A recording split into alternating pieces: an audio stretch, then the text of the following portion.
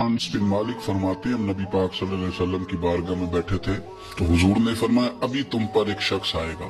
हुजूर वो कौन है? फरमाया वो जन्नतियों में से एक शख्स है। जनाब अनस बिन मालिक कहते हैं सादा सा बंदा वजू ताजा किया है तो पानी दाढ़ी से गिर रहा है और जूते उसने उल्टे हाथ में पकड़े हुए, दो चार बातें की चला गया। अगले दिन इत्तेफाक से फिर बैठे थे तो हुजूर ने फरमाया अभी एक शख्स आएगा। या रसूलल्लाह कौन है? वो एक जन्नती मर्द है। हजरत अनस बिन मालिक कहते हैं नजर उठाई तो वही कल वाला आदमी मुअद्दब बड़ा है, हुजूर की बारगाह में आया तो वुजू करके आया है। उसी तरह पानी के कतरे टपक रहे, हाथ में जूते थामे आके बैठ गया, चंद बातें की चला गया। अल्लाह की कुदरत। तीसरे दिन फिर हुजूर ने फरमाया एक शख्स आने लगा है। हुजूर कौन है? वो जन्नतियों में से एक शख्स है।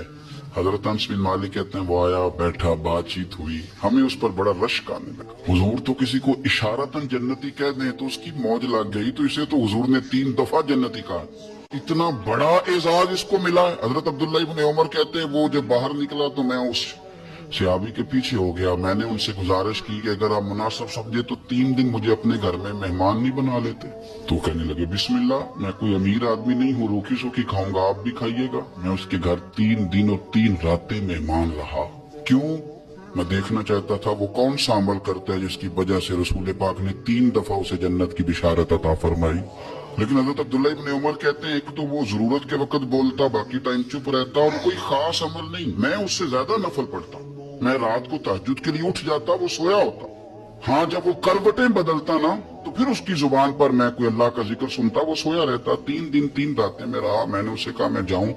उसने कहा ठीक है आप जाएं, पर मैं पूछ सकता हूँ कि आपने ये मेहरबानी किस ताल्लुक से की? जनाब अब्दुल्ला इब्न उमर कहते हैं मैंने उससे कहा भाई 3 दिन तू हमारे बैठे बैठे हुजूर की बारगाह में आया और तीनों दिन रसूल करीम ने तेरे लिए जन्नत का ऐलान फरमाया।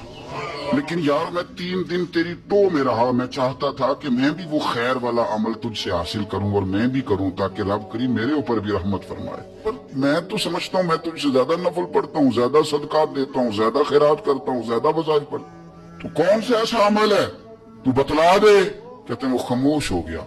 थोड़ी देर के बाद बोला, कहने लगा आप बिल्कुल दुरुस्त कहते हैं, मैं कोई लंबे चौड़े इबादतें, रियाजतें, नवाफिल नहीं पढ़ता।